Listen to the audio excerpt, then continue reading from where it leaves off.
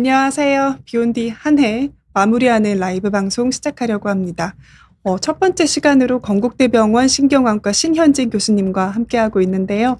교수님, 날이 너무 많이 추운데 네. 이렇게 함께해 주셔서 감사합니다. 네, 오늘 정말 추운 것 같은데 저희 비욘디 시청자 여러분들도 추운 날씨에 감기 걸리지 않게 옷 잘 입고 나가시면 좋을 것 같습니다. 네, 저희는 오늘 이렇게 모여서 또 한 해에 어떤 일들이 있었는지 네. 좀 얘기 나눠보고, 또 신경안과 교수님 모신 만큼 또 신경안과에 대해서 또 바로 알아보는 시간 가져보려고 합니다.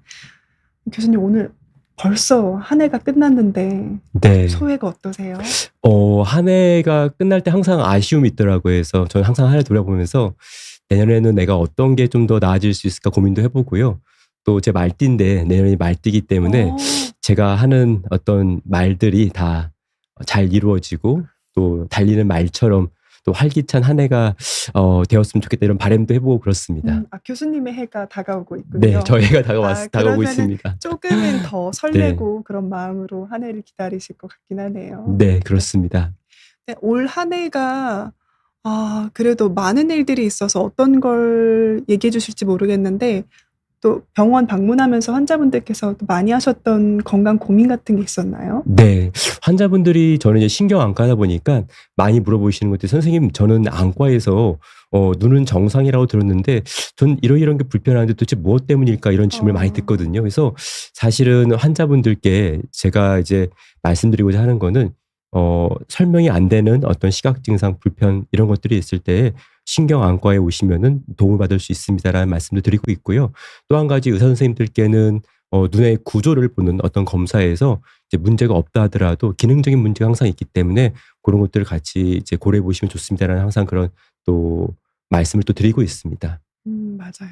이게 눈에 대해서는 사실 저희가 시력이 안 좋은 게 아니면 잘 모르고 사시잖아요. 맞습니다. 근데 네. 그러다가 또 뭔가 건강검진을 하다가 뭐 잘못된 게 나온다던가, 혹은 평소와는 다른 어떤 증상들 때문에 고민하시다가 안과 방문하면 약간 되게 생소한 분야에 내 눈에 이런 문제가 있었다니 싶을 때가 많았던 것 같아요. 맞습니다. 네. 네, 그래서 오늘 또 그 관련된 주제로도 강의 준비해 주셨고요. 그럼 시작하기 전에 미리 남겨주신 질문들이 있어서 두 가지만 받고 시작해 보겠습니다. 네. 이지빈님, 스마일 라식이 끝난 지 얼마나 지나야 미용 목적의 눈 수술할 수 있나요?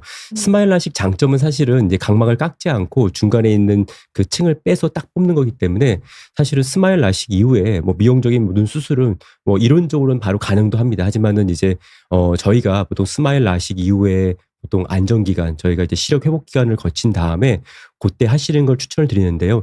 왜냐면은 예를 들어서 뭐 미용 목적으로 해서 제가 눈매 교정 수술이나 여러 가지를 한 다음에 또 수술로 인해서도 눈이 불편감이 올 수 있거든요. 근데 그런 불편감이 왔을 때 이게 이전에 스마일 라식의 어떤 문제 때문에 상처가 안 함으로써 눈이 불편한 건지, 아니면은 또 뭐 매몰법 수술이나 아니면 여러 가지 수술할 때 불편함 때문에 눈이 불편한 건지 좀 감별이 안 될 수도 있습니다. 그래서 제가 말씀드리고 싶은 스마일 라식 이후에 눈이 좀 편해진 다음에 적어도 한 2주에서 한 달 정도 눈이 편해진 다음에 그때 미용적인 수술을 하는 것이 좀 바람직하지 않나 그렇게 조언을 드리고 싶습니다. 김민님이 또 궁금하신 게 있어서 질문을 남기셨나 본데. 네, 비문증처럼 진짜 벌레가 아닌 경우 눈에 진짜 벌레가 생길 수 있는데 재밌는 질문인데요. 실제로 염증이 생길 수 있냐? 실제 눈에 벌레가 있을 수 있습니다. 저희가 이제 기생충 중에서 회나 아니면은 이제 날것, 생간 이런 것들을 먹고 거기 있는 기생충들이 실제로 결막이나 흰자, 눈 안을 직접 뚫고 들어가기보다도 흰자에서 발견되는 경우도 있고요. 그다음에 이제 저희가 톡소 이제 이런 균들이 있습니다. 이런 균들이 실제 망막에서 염증을 일으켜서 상처가 남는 경우도 있습니다. 그래서 결론적으로 말씀드리면 비문증 말고 실제 눈 안에 균에 의한 염증, 정말 아니면 기생충 등이 실제로 발견되고 그런 걸로 인해서 이제 눈이 불편할 수 있는데 매우 드문 경우입니다. 일단 우리나라에서 매우 드문 경우고 보통은 이제 개발도상국이나 이제 그런 나라에서 많이 이루어지기 때문에 저희 나라는 상하수도 시설이 잘 돼 있고 대부분 음식을 익혀 먹고 있기 때문에 사실은 이런 것들은 매우 드문 질환이기 때문에 너무 염려하지 않으셔도 될 것 같습니다. 감사합니다. 돌고래님 질문만 하나 받아보고 해보겠습니다. 안녕하세요. 저희 아이가 어릴 때 2차례 사시수술 후에도 사시와 복시가 있습니다. 어릴 때 놀림 때문인지 눈 맞춤도 하지 않아서 더 마음이 쓰이고 답답한데요.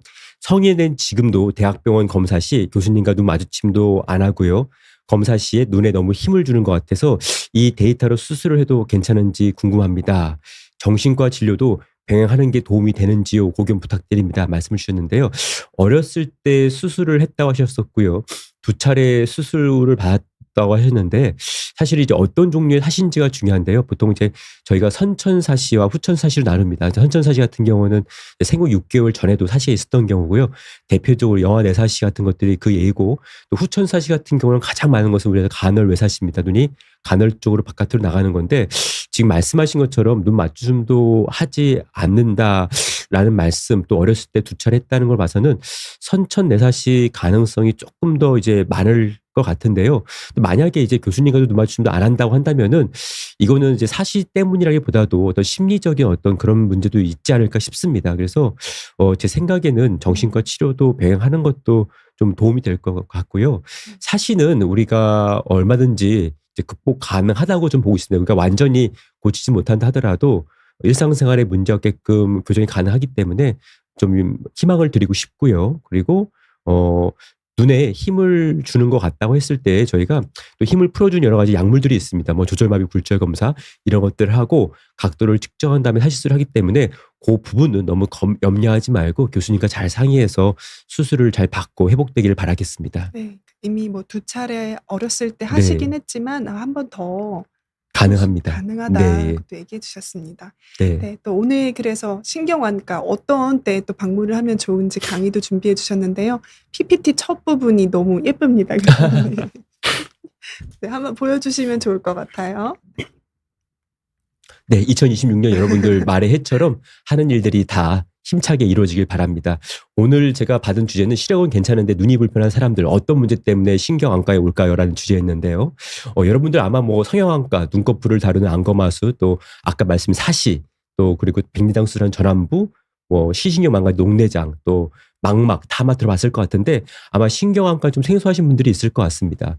우리가 사실은 눈은 우리 신체 중의 일부죠. 그렇기 때문에 뇌랑 전신적인 여러 가지 문제들이 눈을 통해 나타날 수 있는데 신경안과에서는 거꾸로 환자들이 눈이 불편해서 오신 분들을 통해서 그분이 앓고 계신 뇌와 전신 질환을 거꾸로 추적해서 그것들을 이제 알아가는 어떤 그런 학문이라고 보시면 될 것 같습니다. 뭐 예를 들어서 제 환자분 중에서도 젊은 16세 여자 환자가 선생님 갑자기 눈이 침침해요라고 왔는데 망막에 피가 나 있었었고요. 그 아이는 사실 망막에 피가 나고 침침한 원인 자체가 눈이 아니라 그 아이가 사실은 급성 백혈병을 앓았던 거거든요. 급성 백혈병을 앓으니까 몸에서 혈구세포, 적혈구가 부족해지고 눈으로 가는 피가 줄어드니까 눈이 불편한 거였죠. 그래서 저 같은 경우에는 거꾸로 눈으로 왔을 때 그 환자의 전신질환이 무엇인지를 맞추고 또 그에 맞게끔 치료를 받을 수 있게끔 도와주는 그런 역할을 한다고 보시면 될 것 같습니다. 사실은 제가 많이 듣는 말인데 선생님 저는 개인병원 갔는데 분명히 눈이 불편해서 갔는데 선생님께서 눈은 정상인데 하고서 저를 돌려보냈는데 저는 눈이 불편한데 왜 무엇 때문일지는 도대체 말씀 안 해주시더라고요. 많이 오시고 합니다. 근데 안과는 실제로 뭐 시력부터 해서 또 많은 첨단 장비들이 있어서 굉장히 사실은 이제 의학이 발달하면서 안과 진단 자체가 직관적이고 되게 더 정확해진 건 사실입니다. 하지만은 신경안과사는 저희들은 환자가 말씀하시는 사소한 증상들을 모아가지고 그것을 하나의 통합된 진단명, 좀 다소는 좀 올드해 보일 수도 있습니다. 그러니까 문진이 되게 중요하죠. 환자분들이 어떤 게 궁금하시는지를 하나하나 퍼즐을 맞춰나간다 보시면 될 것 같습니다. 우리가 의대 때 많이 배우는 것이 히컴스 딕텀, 또 한 가지 아컴스 레이저라는 게 있는데요. 히컴스 딕텀은 환자는 호소하는 만큼의 많은 질병을 가질 수 있다라는 뜻이고요.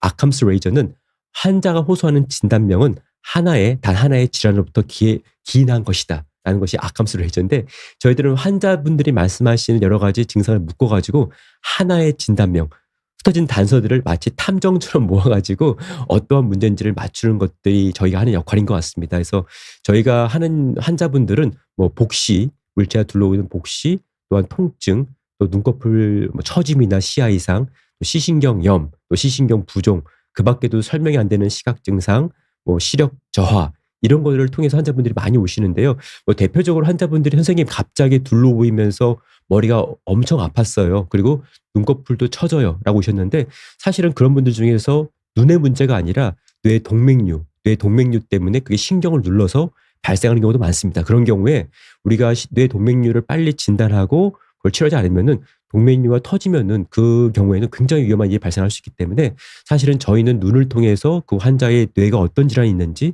또 전신 질환이 어떤 것들이 있는지 이런 것들을 거꾸로 추정하는 그런 역할을 한다고 보시면 될 것 같습니다. 실제 저희가 만난 환자분들 좀 몇 가지 말씀을 드려볼 텐데요. 이분은 뭐 일과성 시력 소실, 이 가운데가 이렇게 5분 정도 깜빡깜빡 안 보이는 증상이 있다고 내가 70세 남자 환자분이신데요. 사실은 안과에 갔는데 안과 검사에서는 다 문제가 없다고 정상이라고 들었다고 하십니다. 근데 이분 같은 경우에는 특별한 게 선생님 제가 이렇게 눈이 깜빡깜빡 안 보이는 증상이 제가 주로 운동할 때 등산할 때 일어났어요라는 말씀 주셨는데 사실 우리가 등산하거나 운동을 하면은 몸에 산소 요구량이 높아지죠. 숨이 헐떡헐떡 차고 산소 요구량이 높아질 때 뭔가 잘 안 보인다는 거는 눈으로 가는 혈관이 뭔가 좁아졌다는 신호일 수가 있습니다. 그러니까 눈으로 가는 혈관이 좁아졌기 때문에 눈에 충분한 산소가 안 가니까 뭔가 운동할 때 기능이 떨어지고 잘 안 보일 수 있다는 것이죠. 그래서 그 부분은 그 환자분의 증상을 거꾸로 추적해서 그러면은 눈으로 가는 혈관 어디가 막혀 있을까 고민을 했었고요. 이 혈관 조형 검사 해보니까 진짜 실제로 이제 목으로 가는 동맥이 많이 좁아져 있었고 이걸 스텐트에서 치료했던 분이십니다. 이분은 이제 일과성으로 해서 시야가 이렇게 반 정도가 선생님 어제 3일 전에 한 2시 정도에 환자가 갑자기 오른쪽 시야가 좁아지고 안 보이는 어떤 그런 증상이 있었다고 하셨던 분이신데요. 이분은 그래서 실제로 안과에 가니까 시력도 괜찮고 시야도 괜찮고 안압도 괜찮고 다 망막도 정상이고 모든 검사가 다 정상입니다라고 들었고 집에 돌아오시던 분이십니다. 사실은 그렇죠. 일과성으로 갑자기 시야가 좁아진 거기 때문에 당연히 시간이 지나면 다 정상일 수밖에 없고요. 그 상태로 병원에 가면은 모든 검사가 다 정상이라는 소리를 듣고 돌아오실 수가 있는데요. 사실 이분은 나중에 저희 병원에 뇌졸중으로 응급실로 하셨던 분이신데요. 실질적으로 그분이 느꼈던 그 시야가 좁았던 증상은 뇌졸중의 전조 증상이었던 것이죠. 그러니까 눈으로 가는 증상이요? 그렇습니다. 피가 안 통하니까 뭔가 시야가 안 보였던 전조 증상이었던 건데 이제 그것들이 진행하면서 뇌졸중이 와서 응급실로 왔던 환자분이십니다. 근데 우리가 사실은 뇌졸중 여러분들 하시면 말이 어눌해지고 또 뭐 팔에 힘이 빠지고 이런 것들을 많이 아실 텐데 우리가 이제 미국에서는 be fast라고 해가지고 이런 증상이 있으면은 빨리 911을 불러서 응급실로 오세라고 있는데 be fast의 보통 E가 바로 눈 증상입니다. 아까 말씀드린 것처럼 시야가 갑자기 한쪽이 좁아져 보이고 안 보이거나 아니면은 한쪽 눈이 안 보이거나 이런 증상이 있을 때 이것도 역시 뇌졸중을 의심하는 사인이기 때문에 우리가 뭐 말이 어눌해지거나 팔다리가 마비되면 깜짝 놀라시지 않습니까? 그런 거 못지않게 마찬가지로 이것도 빨리 응급실에 와야 되는 증상입니다라고 해서 be fast라고 저희가 환자분들께 설명을 드리고 있습니다. 그래서 사실 우리나라 환자분들도 요즘 많이 아시는 것 같아서 이런 것들 때문에 저희 병원에도 응급실 많이 오시는 것 같습니다. 그 밖에도 아까 말씀드렸지만 뭐 설명이 안 되는 시각 증상들 중에서 대표적으로 이제 안구 편두통이라는 것이 있는데요. 환자분들이 선생님 주로 저는 이게 갑자기 특별한 일이 없는데 한 2, 30분 정도 시야 한쪽이 가려 보이면서 번쩍번쩍 천둥이 치고 이렇게 가려 보이는데 너무 무서워요. 그런데 병원에 가면은 다 눈은 정상이라고 그래요. 이런 말씀 많이 듣고 오십니다. 그래서 이런 경우엔 대표적인 경우가 우리가 안구 편두통, 다른 말로는 편두통의 전조 증상이라고 합니다.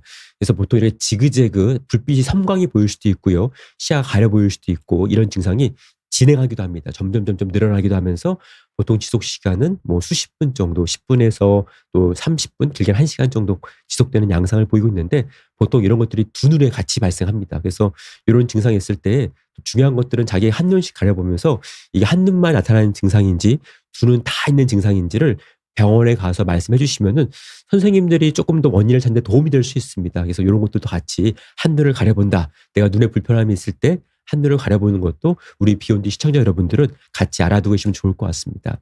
근데 이제 중요한 것들은 이런 시각 편두통들이 어떤 경우에는 두통이 없이 올 수도 있습니다. 제가 환자분들께 그래서 요거는 편두통의 시각 전조 증상이라고 해서 편두통이 나타나기 전에 나타날 수 있는 증상 중에 하나입니다라고 말씀드리면은 선생님 저는 두통이 없는데 왜 그런 말씀 하시죠? 라고 하시는데 실제로 편두통도 두통이 없이 이러한 시각 전조만 오는 것을 우리가 마이그레인 이퀴벌런트라고 해서 한 15%에서 20%가 나타날 수가 있습니다. 그래서 두통이 없는 편두통도 있습니다. 그러니까 오히려 그냥 시각 전조 증상이라는 것들이 우리가 이상한 냄새를 느낀다든지 아니면 환자분들이 번쩍번쩍거리는 시각 증상을 느낀다든지 이런 전조 증상인데 이런 것들만 있고 원래 두통이 뒤따라야 되는데 두통이 뒤따라오지 않고 이런 것만 나타나고 딱 끝나는 경우도 있습니다. 굉장히 특이한 경우죠. 그래서 이러한 경우도 역시 우리가 한 15% 20%가 있을 수 있다는 것을 여러분들 알고 있으면 될 것 같고요. 또 한 가지 중요한 것은 우리가 이제 마이그레이션 스트로크라 해가지고 나이가 이제 60세, 70세 되신 분들이 나는 원래 편두통을 앓고 있었는데 이번에도 역시 이렇게 시야가 가려 보이는데 역시 편두통이겠지라고 하면서 그냥 지켜보는 경우가 있는데 사실은 조금 위험할 수 있습니다. 그러니까 문제는 뭐냐면은 젊은 나이에서는 편두통이 많지만은 나이가 60, 70으로 갈수록 이런 것들이 뇌졸중으로 갈 수 있기 때문에 만약에 내가 평소에 편두통이 있어가지고 시야가 반쯤 가려 보이는 것들이 보통은 10분에서 20분 지나면 거쳤는데 내가 이상하게 이번에는 10분, 20분이 아니라 1시간, 2시간 돼도 거치지 않고 시야가 여전히 가려 보인다. 그러면은 그건 편두통이 아니라 뇌졸중일 수 있기 때문에 뭔가 내가 편두통을 앓고 있던 분이 하더라도 증상이 전이랑 다른 어떤 양상으로 바뀐다 했을 때에는 특히 고령에서 그런 경우에는 반드시 응급실에 와서 검사를 해보는 것이 뇌졸중을 빨리 치료할 수 있는 하나의 좋은 방법일 것 같습니다. 네. 그 밖에도 이런 재미난 경우, 재미나다고 하면 좀 그렇고요. 우리가 이제 이런 흥미로운 경우도 있었습니다. 일과성 시력 소실을 내원한 30세 남자 환자분이신데요. 이분도 마찬가지입니다. 선생님, 저는 깜빡깜빡 눈이 안 보이고 하는데 시력도 정상이고 안과 가면은 다 문제가 없다고 들었어요. 도대체 뭐 때문에 이렇게 눈이 안 보이는지 가끔 안 보이는지 한 2, 3분 정도 안 보이는데 걱정이 돼요라고 말씀을 주셨는데요. 실제 이분한테 자세히 제가 물어보니까 어렸을 때에 골절 때문에 자주 입원했던 적이 있었습니다라고 말씀하셨는데요. 사실 신경안과 의사들은 눈 증상뿐만 아니라 다른 몸의 전신 증상 등을 되게 꼼꼼히 물어보고 꼬치꼬치 캐묻는 어떤 그런 버릇이 있습니다. 그래서 어떤 분들은 병원에 와서 아니 안과 의사인데 왜 이런 걸 물어보지라고 할 텐데요. 이 환자분은 사실은 이 골절 어렸을 때 넘어져서 잦은 골절이 있었다는 것이 굉장히 중요한 단서인데요. 이 환자분의 눈을 보시면은 약간 정상보다 약간 파란빛을 띠는 것을 볼 수가 있습니다. 사실 우리가 이런 것을 오스티오제네시스 임퍼펙타, 우리가 또 다른 말로는 블루 스클레라, 블루 파란색 공막 증후군이라 하는데 다시 말하면은 콜라겐이 몸에서 충분히 만들어져야 되는데 그 유전적으로 잘 안 만들어지면서 뼈도 튼튼하지 못하니까 자주 골절이 되고요. 원래 눈은 공막이라는 흰자로 쌓여 있는데 그 공막이 얇다 보니까 눈 안쪽에 있는 혈관이 바깥으로 비쳐 보입니다. 그렇기 때문에 눈이 약간 푸른빛을 띠는 어떤 그런 느낌을 가지는데요. 이런 경우에 문제가 눈도 약간 파랄 수 있고요. 되게 관절도 되게 아주 그냥 잘 구부러집니다. 그러니까 몸에 전반적으로 콜라겐이 부족하기 때문에 되게 관절 잘 구부러지고 부러지고 이런 특징이 있는데 사실 이런 분들의 이제 문제가 아까 말씀드린 것처럼 심장 판막이나 다른 이런 중요한 장기 역시도 기관 자체가 좀 약간 흐물흐물하기 때문에 제대로 기능을 못할 수 있다는 것이죠. 실제로 이분은 심장 초음파를 했더니 심장 판막이 잘 제대로 닫히지 않는 어떤 그런 문제가 있던 분이십니다. 그리고 자세히 물어보니까 건강했던 외삼촌이 심장마비로 젊었을 때 50대에 급사했다고 하시죠. 그러니까 다시 말해서 유전적인 질환이기 때문에 외삼촌 역시 이런 심장 질환을 앓고 있었던 가능성이 많고요. 이런 것들이 조기에 진단되었으면은 충분히 미리 조치를 하거나 조심할 수 있었는데 만약에 이 환자분들 마찬가지로 이런 문제를 저희가 발견하지 못했다면은 외삼촌처럼 심장의 어떤 판막 문제를 모르고 살다가 극심한 운동을 하거나 더 나이가 들어서 심장 기능이 떨어졌을 때 갑자기 몸에 이상이 와서 안 좋은 일이 발생할 수 있었겠죠. 그래서 어떻게 보면 이분은 눈의 증상으로 왔지만은 신경안과에서 찾아낸 것은 이분의 눈의 문제가 아니라 그 눈의 증상을 통하여서 가지고 있는 심장의 문제, 판막 문제를 알고서 이것을 조기에 어떻게 하면 더 큰 문제를 번지지 않을까 예방했던 데도 의미가 있다고 볼 수 있면 될 것 같습니다. 그래서 저희가 초진 환자, 신경안과에 처음 오신 환자분들이 놓치면 안 될 것들을 제가 오늘 공개를 해드리면은요. 마치 이렇게 우리가 길을 잃지 않고 헤매지 않으려면은 신경안과 의사뿐만 아니라 환자 또 환자 보호자분 이런 분들이 다 같이 잘 도와주셔야지 더 정확한 환자 진료를 할 수 있는 것 같습니다. 그래서 환자분들이 신경안과 오실 때 제가 꼭 이렇게 적어달라 하는 것들은 증상이 언제 발생하는가, 또 어떤 것들이 증상을 악화시키는지, 호전시키는지, 또한 동반 증상이 무엇인지 요거 세 가지를 꼭 말씀해달라고 말씀을 드립니다. 사실은 제가 다 물어보면 좋은데 아무래도 저희 나라 의료 환경 자체가 대학병원은 특히 많은 환자들이 오시기 때문에 시간을 충분히 할애하지 못하는 그런 어려움들이 있습니다. 그래서 만약에 어려우시면은 불편한 것들을 쭉 챗GPT에 쓴 다음에 이것들을 주치의가 쉽게 볼 수 있도록 요약 정리하자면은 굉장히 증상을 요약을 잘 정리해 줍니다. 또 의학용어 정리해 주기 때문에 이런 것도 하나의 제가 꿀팁으로 드릴 수 있을 것 같습니다. 그래서 예를 들어서 저희가 어떨 때 그리면은 신경외과 아니면 또 응급실로 가야 되나요? 말씀을 주시면은요. 갑작스러운 시력 저하가 있는 경우, 그러니까 이런 경우에는 뭔가 눈에 있는 혈관이 막히는 경우나 아니면은 뭐 시신경이 갑자기 붓는 경우나 이런 안 좋은 질환일 수 있기 때문에 이런 경우에는 빨리 병원에 오시는 게 좋고요.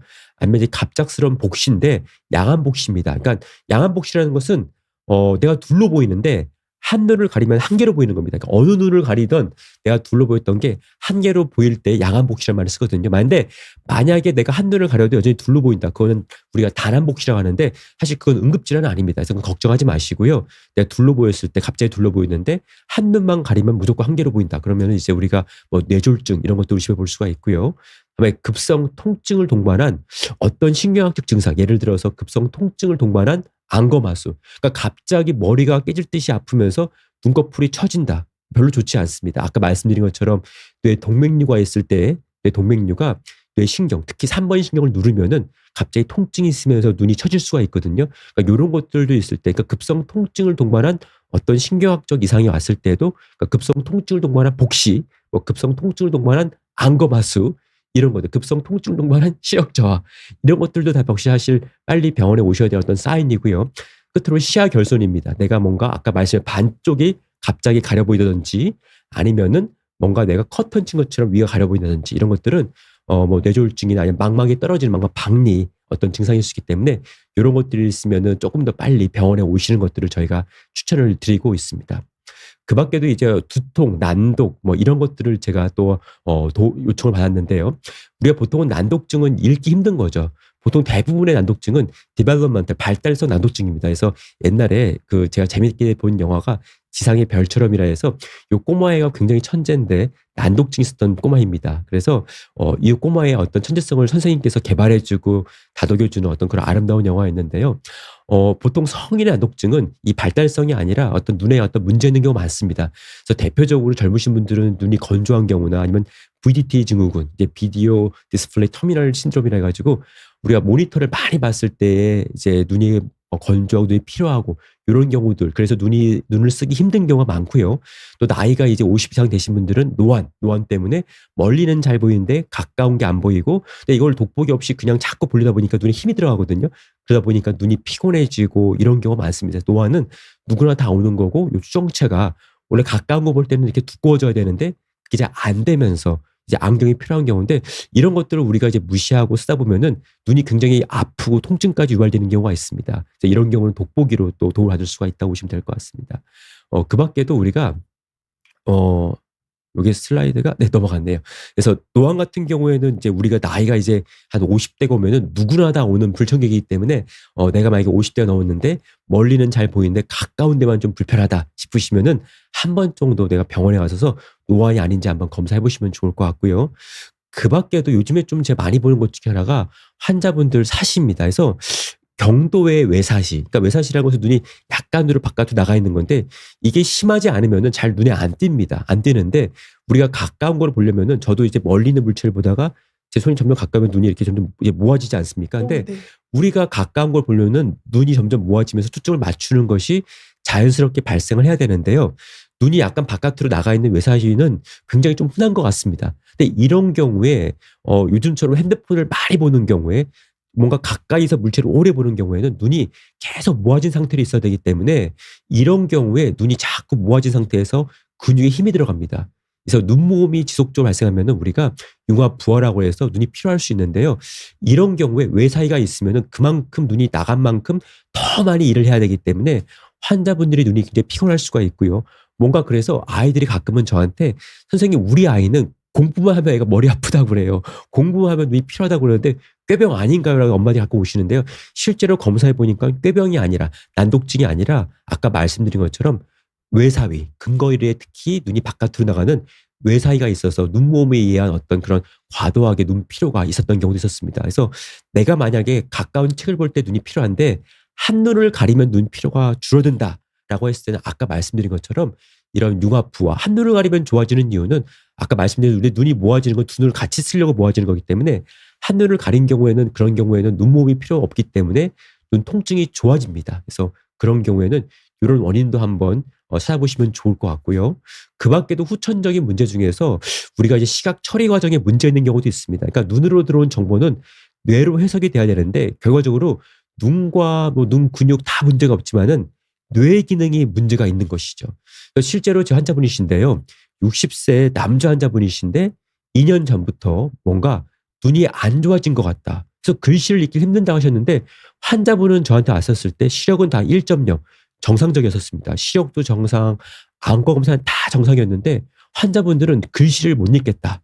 도대체 나는 버스 번호판도 못 알아보겠고 그다음에 특히나 이렇게 점점점점 전광판으로 된 글씨들은 더 못 알아보겠다. 그리고 이메일도 자꾸 답을 쓰는데 오타가 나서 자꾸 문제 생긴다고 해서 직장 생활이 어렵기 때문에 너무나 힘들다고 말씀하셨습니다. 그래서 이 환자분께 제가 요 그림을 보여드리고 요 그림에 어떠한 물체들이 있나요라고 물어보니까 요걸 전혀 맞추지 못하셨습니다. 사실은 우리가 시력이 1.0인 사람들은 딱 보면은 주전자가 있고 포크가 있고 컵이 있고 이것을 다 알 수가 있습니다. 다시 말해서 아무리 복잡한 그림을 숨겨놔도 뇌에서 이러한 형체들을 구분해서 판단할 수 있는 능력이 있는 것이죠. 그러니까 시력이 정상이라는 것은 눈은 정상인데 결과적으로 이러한 물체들을 다 구분하는 것은 눈이 하는 역할이 아니라 눈으로 들어온 정보를 뇌에서 해석해서 분리하는 영역. 즉 다시 말해서 우리의 측두엽이나 뭐 이렇게 우리가 퍼라이톨 마루엽 이런 데서 하는 건데 이런 데의 기능이 안 좋으면 이런 해석이 안 되는 겁니다. 그래서 이분 같은 경우에는 제가 예전에 찍었던 MRI랑 다시 찍은 MRI 비교해 보니까 눈에 들어온 정보를 판단하는 이 후두엽 이 부분이 여기에 비해서 어떻습니까? 더 요 꼬불꼬불한 뇌 고랑 같은 것들이 더 깊게 파여 있는 모습을 볼 수 있습니다. 여기도 보면은 요 고랑이 더 깊게 파여 있죠. 다시 말해서 뇌가 서서히 위축돼 가고 있는 그런 후두엽 피질 위축증 우리가 포스terior cortical atrophy라고 하는데 이 후두엽 쪽이 위축되고 있는 그런 질환을 앓고 있던 것이고요. 다른 말로 우리가 visual variant 알츠하이머라고 합니다. 그러니까 당연히 변이형 치매, 알츠하이머 치매라는 말을 쓰는 것이죠. 그래서 시각 치매라는 어떤 그런 병을 앓고 있던 분이셨습니다. 그래서 우리가 아까 말씀하신 눈이 정상이라 하더라도 시력이 1.0이라 하더라도 뭔가 읽기가 어렵고 그런 경우에는 눈의 문제가 아니라 뇌의 문제일 수도 있고 그런 경우에는 우리가 이렇게 사물을 분리하면서 보는 능력 우리가 봤을 때는 사람인 걸 알지만은 그런 이제 시각피질 치매 같은 경우에는 이런 것들을 구분하지 못합니다. 결국 뇌에서 들어온 정보를 해석하고 처리하는 기능이 떨어진 것이죠. 이런 문제가 발생할 수도 있겠습니다. 그 밖에도 눈 통증에 대한 것들도 있는데요. 아까 말씀드린 것처럼 눈 통증이 언제 발생하느냐도 굉장히 중요한 정보고요. 예를 들어 책을 읽을 때 발생한다. 노안 때문일 수 있고 건조증 때문일 수도 있고요. 또 무엇이 눈 통증을 악화시키는가. 예를 들어서 내가 뭔가 눈 통증이 발생할 때가 책을 읽을 때 주로 심한데 안경을 끼면 호전된다. 이런 경우에는 노안일 수 있고요. 무엇과 함께 나타나는지 아까 말씀드린 것처럼 이게 두통과 같이 동반된다 그러면은 폐쇄통의 전조 증상일 수 있고요. 또 무엇과 함께 나타나는지인데 사물이 둘러 보이면서 갑자기 통증이 있다. 이런 경우에는 뇌의 문제일 수도 있습니다. 그래서 눈 통증의 경우에도 환자분들이 병원에 오실 때 언제 발생하는지 또 어떤 것들이 악화 호전되는지 또 무엇과 함께 나타나는지 이런 것들을 같이 정리해 주시면은 굉장히 의사들한테 도움이 되는 것 같고요. 이 재미난 것은 눈 통증이 눈의 문제만이 아닐 수가 있습니다. 실질적으로 우리가 눈의 통증은 3차 신경이라고 해서 우리가 5번째 뇌신경이 눈 통증에 담당을 하는데요. 이 3차 신경은 굉장히 멀리 퍼져 있습니다. 우리가 여기서부터 여기 목까지 퍼져 있기 때문에 여기에서 나타난 어떠한 질환이 있다 하더라도 안구 통증이 같이 나타날 수 있는데 그것을 우리가 연관통이라 합니다. 그러니까 마치 우리가 심근경색이 있을 때 왼쪽 가슴이 아픈 게 아니라 왼쪽 팔이 아플 수도 있거든요. 그걸 연관통이라고 하는데 그 이유는 이 신경이 서로 연관돼 있기 때문에 여기에 통증이 같이 뻗칠 수가 있습니다. 그래서 어떤 경우에 심근경색이 환자분들이 소화불량으로 오시는 경우도 있고요. 왼쪽 팔이 통증으로 오시는 경우도 있습니다. 마찬가지로 목동맥이 찢어지는 목동맥 박리가 있어도 환자분들이 목이 아프다고 오는 것이 아니라 이 목에 이 혈관을 담당하는 3차 신경이 길게 퍼져 있기 때문에 연관통이 발생해서 이 환자분들이 결국 목동맥 박리가 안구 통증으로 올 수 있다는 것이죠. 그래서 이런 경우에 우리가 목동맥 박리를 방치하면은 여기서 혈전이 생겨가지고 뇌동맥을 막을 수가 있습니다. 이런 경우에도 저희 신경안과사들은 환자분들이 눈 통증으로 왔다 하더라도 결론적으로 눈 통증이 무엇을 통해서 왔는지 이게 눈 문제인지 다른 문제인지를 거꾸로 추정하고서 그걸 맞춰나가는 일을 한다고 보시면 될 것 같습니다. 그 밖에도 이제 녹내장 황반변성과 구분될 수 있는 신경안과 질환은 무엇인가요? 네요. 우리가 녹내장 같은 경우에는 시야가 서서히 망가지는 질환이고요.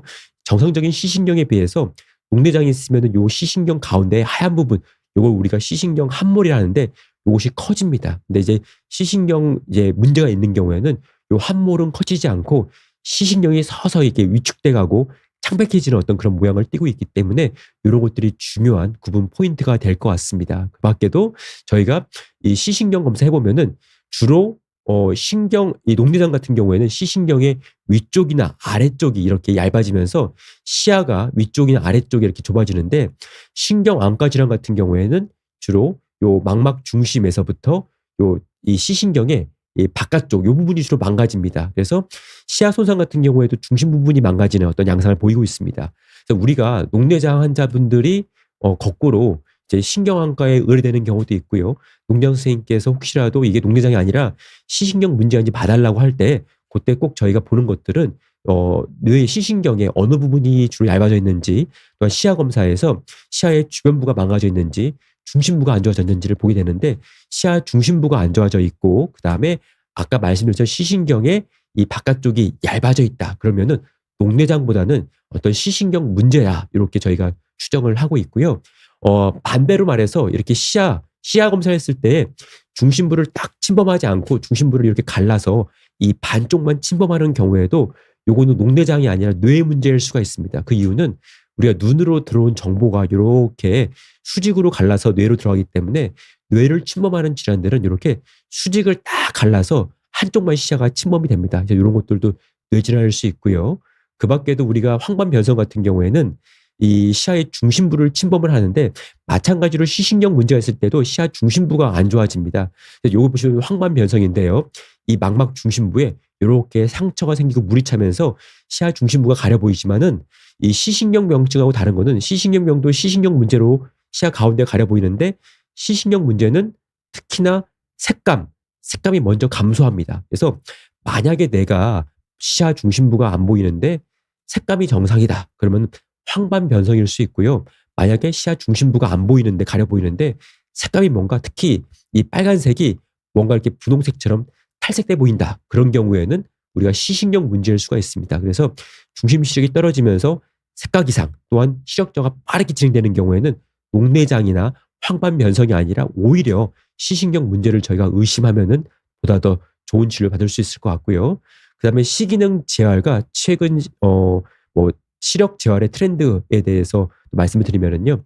시기능 재활 같은 경우에는 저희가 예방이 최선입니다. 그래서 제가 항상 말씀드리는 게 요즘 핸드폰들 많이 보시니까 20 법칙이라 해가지고 20분 정도 책을 보시면은 저희가 한 2분 정도 잠깐 20초 정도 잠깐 눈을 쉬어주라고 말씀을 드리고 있고요. 그다음에 20페트 6m입니다. 멀리 보면서 눈을 쉬어주는 것 20분에 20초 멀리 보면서 눈을 풀어주는 것들을 저희가 추천을 드리고 있는데 이렇게 하면 아까 말씀드렸죠. 여러 가지 눈 피로나 이런 것들 예방에 도움이 될 수 있고 그리고 눈이 잘 안 모아지는 약간 근거리 눈먼 부족 외사이 말씀드렸는데요.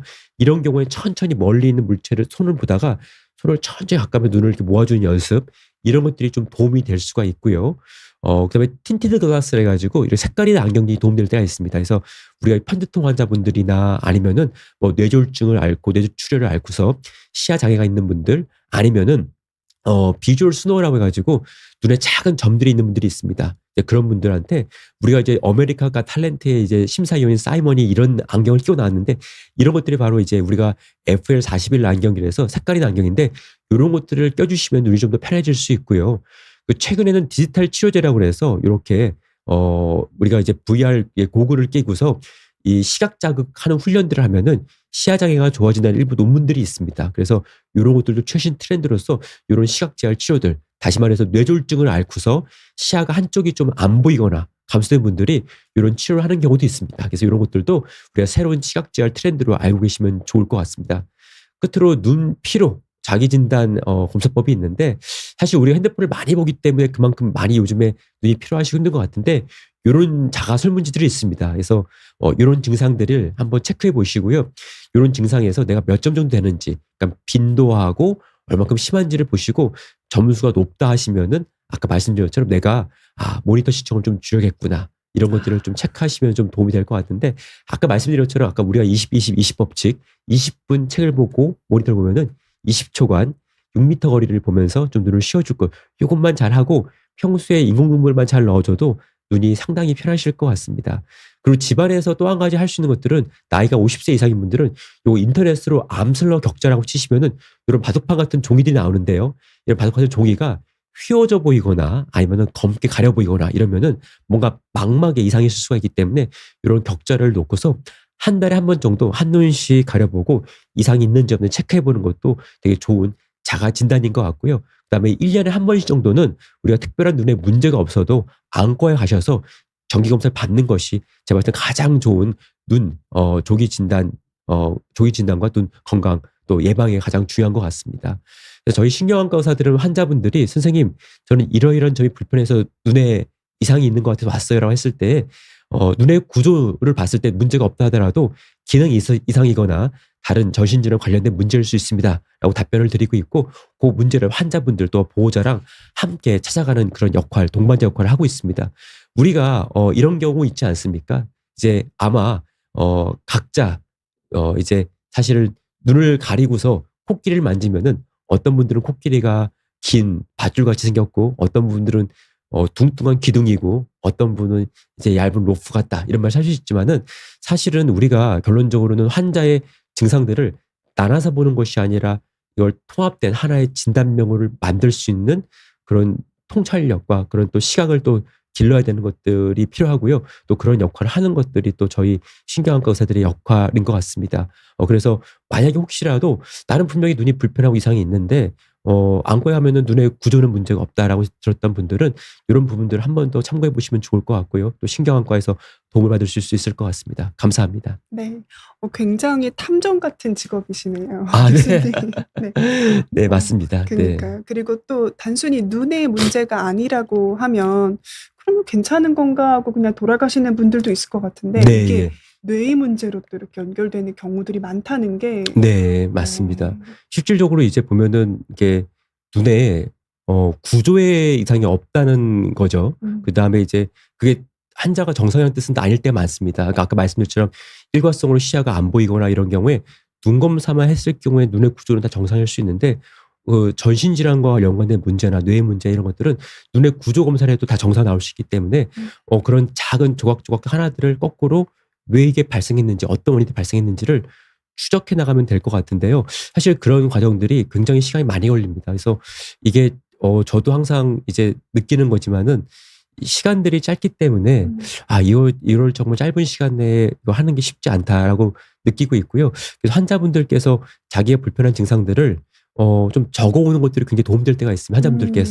환자분들께서 내가 가면은 병원에 가면 선생님들께서 다 알아서 해주시겠지라고 생각하는 것도 물론 당연히 의사들의 역할로 해야 되는 건데 같이 동반자로서 이제 그렇게 자기 불편한 것들을 좀 더 적어오시면은 훨씬 좋은 진료 받을 수 있을 것 같습니다. 네, 그러니까 내가 불편할 때 언제 이런 불편한 증상들이 그렇죠. 생겼고 얼마나 지속되고 그렇죠. 또 그런 동반 증상이 무엇이고 또 어떤 것들이 호전되고 어떤 것들이 악화되고 뭐 또 할 수 있으면은 내가 어떤 약을 복용하고 있는지 또 내가 어떤 질환을 앓고 있는지 그러니까 뭐 저희가 예를 들어서 눈이 안 보인다 했을 때 환자가 드시고 있는 약 때문일 수도 있거든요. 대표적으로 뭐 결핵약을 드시는 분들은 그런 것들은 꼭 병원에서 말씀해 주셔야 됩니다. 결핵약을 먹고 있다고 말씀해 주셔야지 선생님도 그 부분이 혹시 부작용이 아닌지 이런 것들을 더 볼 수 있거든요. 대표적으로 에탄뷰톨 이런 약들은 이제 결핵약 치료제지만은 시신경을 망가뜨리기도 합니다. 그래서 이런 것들 굉장히 중요한 거기 때문에 환자분들께서도 한 번 더 내가 불편한 것들, 내가 앓고 있는 병들을 같이 말씀해 주시면 도움이 될 것 같습니다. 네. 그리고 또 그게 내가 노트를 해서 원장님이 못 알아보시면 어떡하지 하고 걱정하시는 분들 있잖아요. 네. 그때 챗GPT를 사용하는 거 굉장히 좋은 아이디어인 것 같아요. 예. 네. 환자분들이 저희 보면은 되게 저희 환자분들은 점잖으시 착하신 것 같아서 그러니까 내가 선생님들께 먼저 뭔가 말씀을 드리면 무례한 것이 아닐까라고 걱정하시는 분들이 있는데 전혀 그렇지 않습니다. 그러니까 여러 선생님 환자분들이 생각하시는 어떤 그런 것들이나 내가 불편한 것들을 정리해서 갖고 간다 해서 전혀 선생님들이 불쾌하거나 그러지 않으시니까요. 그런 것들 편하게 말씀하시면 좋을 것 같습니다. 네. 감사합니다. 네. W님께서 궁금한 내용이었는데 명쾌하게 설명해 주셔서 고맙습니다라고 또 얘기해 주셨고요. 저 그 질문들 중에 착한 맛 던지네스 통계님 질문이 눈에 좀 들어와서요. 아까 딱 네. 편두통 얘기 나올 때 네. 예. 비슷한 질문 주셨거든요. 네. 저도 번쩍거리는 빛이나 파란빛이 보이고 이명이 커지고 약간 어지럽거나 배가 아픕니다. 이런 경우도 편두통으로 볼 수 있나요? 라고 질문 주셨어요. 네, 맞습니다. 보통 이것도 편두통의 시각 전조 증상일 것 같은데요. 이게 보통 이제 언제 발생했는지가 중요한데 만약에 이런 증상이 선생님 저는 이런 증상이 발생한 지가 10년째예요. 20년째예요. 그러니까 길면 길수록 이건 편두통에 가깝습니다.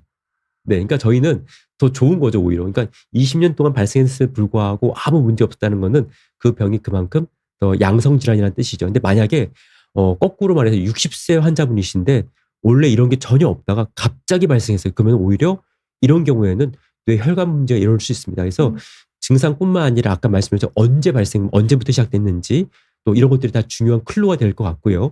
만약에 환자분들께서 내가 40대 남성분이신데 20대 때부터 10대 때부터 있어 왔었고 그동안 이런 것들이 한 2, 30분간 지속되다가 또 별 문제 없이 또 좋아졌었고 한다면은 요거 역시 아까 말씀드린 대로 파란 빛이 보이거나 또 이명이 있거나 그다음에 복통이 있거나 이런 것들이 다 편두통의 시각 전조 증상을 볼 수도 있을 것 같습니다. 저런 것들도 다 편두통 전조 증상이군요. 네, 그렇습니다. 재밌는, 네, 참 흥미로운 것 같고요. 환자분들께서 이런 것들을 사실은 자세히 말씀해 주시면은 참 저희 도움을 얻을 수 있는데 보통 환자분들께서 안과에서 내가 배가 아픈 걸 얘기해야 되나, 안과에서 내가 귀 이명을 얘기해야 되나 해서 보통 말씀을 안 하시는 경우가 많은데 이게 의사한테 내가 불편한 것들을 많이 말씀을 하실수록 의사들도 많이 단서를 얻을 수가 있기 때문에 좋다고 보시면 될 것 같고요.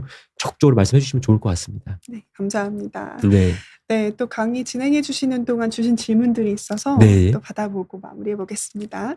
생각 많은 밤님 질문부터 한번 보겠습니다.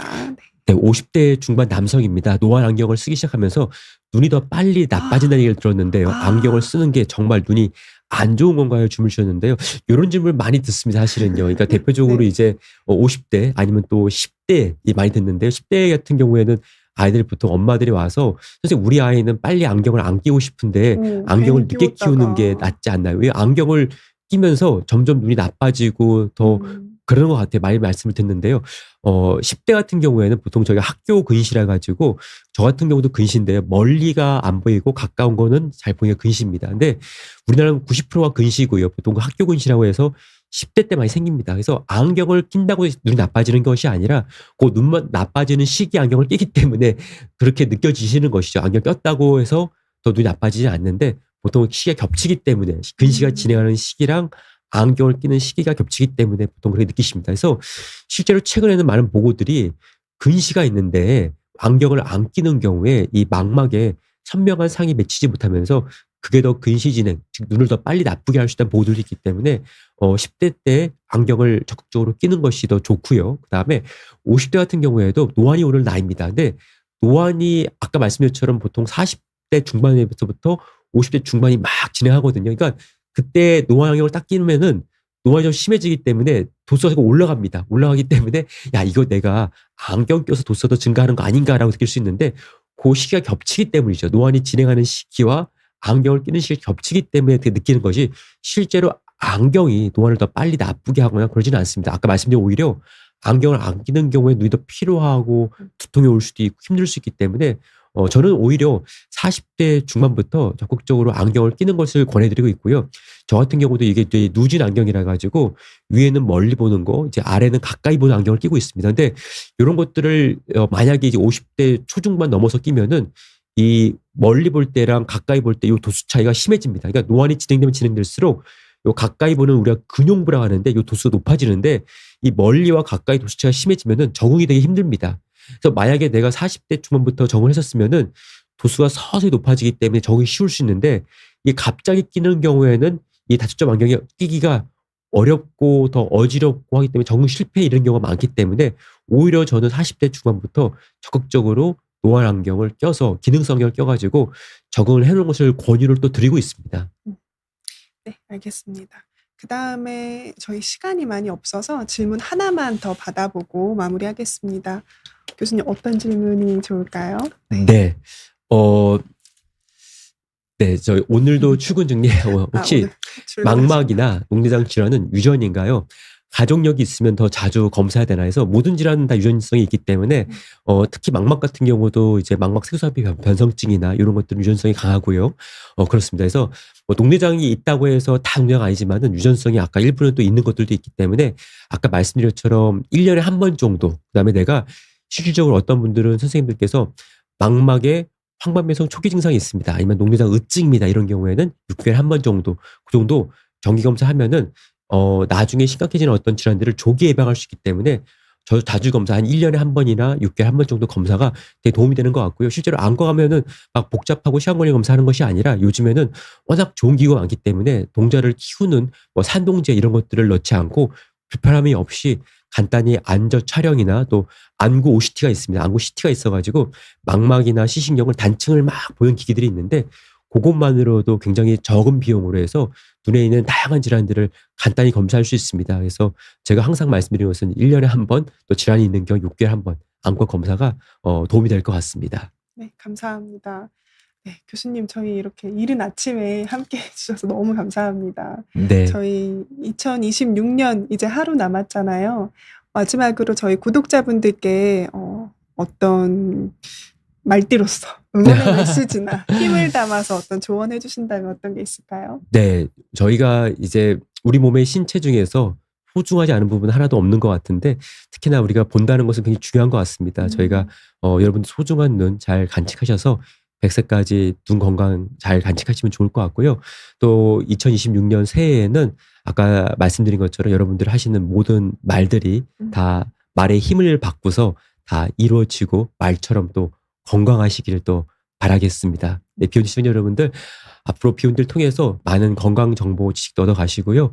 저희 사실은 아는 만큼 도움이 되는 것 같습니다. 그리고 아까 말씀드린 것처럼 의사와 환자 또 보호자는 저희가 같이 여행을 떠난 동반자 같습니다. 저희도 환자분들께 더 많은 정보를 얻기 위해서 여쭤보기도 하고 또 보호자분들께도 여쭤보는데요. 그런 정보들을 잘 모아서 같이 공유해 주시면은 의사 선생님들께서 더 좋은 진료, 정확한 진료를 할 수 있는 것 같습니다. 네, 감사합니다.